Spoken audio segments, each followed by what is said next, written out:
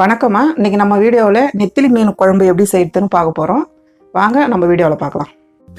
Video பார்க்கறதுக்கு முன்னாடி நம்ம சேனலை சப்ஸ்கிரைப் பண்ணிக்கோங்க. அப்படியே பக்கத்தில் இருக்கிற பெல் பட்டனை ப்ரெஸ் பண்ணிக்கோங்க. மிக்ஸி ஜார் எடுத்துங்கம்மா. நான் வந்து பெரிய வெங்காயம் 2 கட் பண்ணி வச்சுருக்கேன். பெரிய சைஸ்லேயே கட் பண்ணிக்கோங்க, ஏன்னா நம்ம அரைக்க தான் போகிறோம். தக்காளி 2 தக்காளி கட் பண்ணி வச்சுருக்கேன், அதில் போட்டுக்கலாம். ஜீரகம் 1 ஸ்பூன் அளவுக்கு போட்டுக்கலாமா. இப்போ வந்து நம்ம அரைக்கலாம். பாருங்கம்மா, அரைச்சாச்சு. இந்த பாருங்கள், ஒரு தேங்காய் திருவல் மாதிரி அரைச்சிடுங்க. ரொம்ப நைஸாக அரைக்கக்கூடாது. கடாய் வச்சுங்கம்மா. ஒரு 2 ஸ்பூன் அளவுக்கு நல்ல எண்ணெய் போட்டுக்கிறோம். ஆயில் வந்து தேவையான அளவு திட்டமாக ஊற்றிக்கங்க. எண்ணெய் காஞ்சிச்சுங்கம்மா. கொஞ்சமாக வெந்தயம் போட்டுக்கோங்க. ஒரு அரை ஸ்பூன் அளவு வெந்தயம் போடுங்க. கடுகு உளுத்தம் பருப்பு தேவையான அளவு.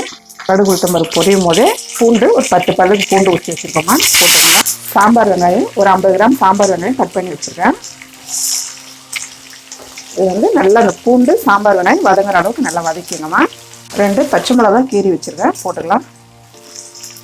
ஒரு தக்காளி பொடியை கட் பண்ணியிருக்கேன், போட்டுக்கோங்க. பாருங்கம்மா, வெங்காயம்லாம் நல்லா வதங்கிச்சு. நம்ம சாம்பார் வெங்காயம்லாம் போட்டோம் இல்லைங்களா, அது வந்து நல்லா வதங்கிச்சு. இப்போ நம்ம வந்து அரைச்சி வச்சுருக்க வெங்காயம் தக்காளி பேஸ்ட்டை ஆட் பண்ணிக்கலாம். பாருங்கம்மா, நம்ம அரைச்சி வச்ச பேஸ்ட்டு போட்டோம். இப்போ வந்து நல்லா வதக்கி விடுங்க. நம்ம எதுக்கு அரைச்சி போடுறோன்னா நல்லா குழம்பு வந்து திக்காக வரும், சாப்பிட்றதுக்கு நல்லா டேஸ்ட்டாகவும் தெரியும். இப்போ வந்து கருவேப்பிலை போட்டுக்கோங்க.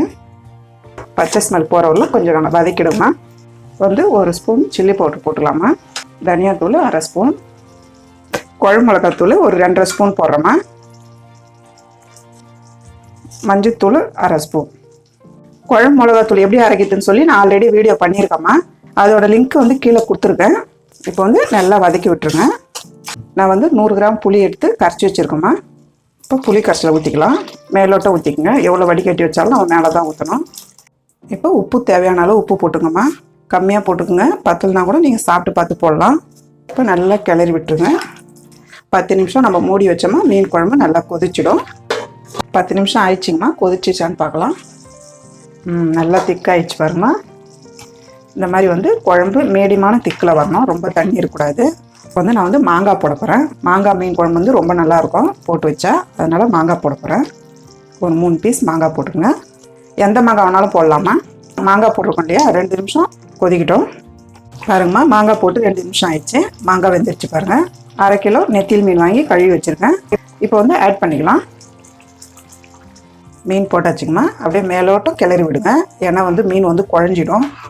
பொடி மீன் இல்லைங்களா, நெத்திலி மீன் குழஞ்சிடும். ரொம்ப கொதிக்க விடக்கூடாது. ஒரே நிமிஷம், 1 நிமிஷம் மூடி வைங்க. மூடி வச்சு எடுத்துடணும். 1 நிமிஷம் ஆயிடுச்சுமா, பார்க்கலாம். பாருங்கள், மீன் குழம்பு கொதிச்சிச்சு பாருங்கள். இப்போ வந்து நல்லா அப்படி கிளறி விட்டுருங்க. அப்படியே இருக்கு பாருங்கள், உடையாமல். இப்போ வந்து கொத்தமல்லி வந்து மேலவே தூவி விட்டுருங்க. அவ்வளோதாம்மா, நெத்திலி மீன் குழம்பு ரெடி ஆயிடுச்சு. எப்படி இருக்கு சொல்லி இப்போ டிஸ்பிளேல பார்க்கலாம். நெத்திலி மீன் குழம்பு ரெடி ஆயிடுச்சு. நீங்களும் வீட்டில் செஞ்சு பாருங்கள். இந்த வீடியோ உங்களுக்கு பிடிச்சிருந்தா லைக் பண்ணுங்கள், ஷேர் பண்ணுங்கள். உங்களுக்கு ஏதாவது டவுட் இருந்தால் கமெண்ட் பண்ணுங்கள். அம்மாவோட வீடியோஸ் சுட சுட தெரிஞ்சுக்க மறக்காமல் நம்ம சேனலை சப்ஸ்கிரைப் பண்ணிக்கோங்க.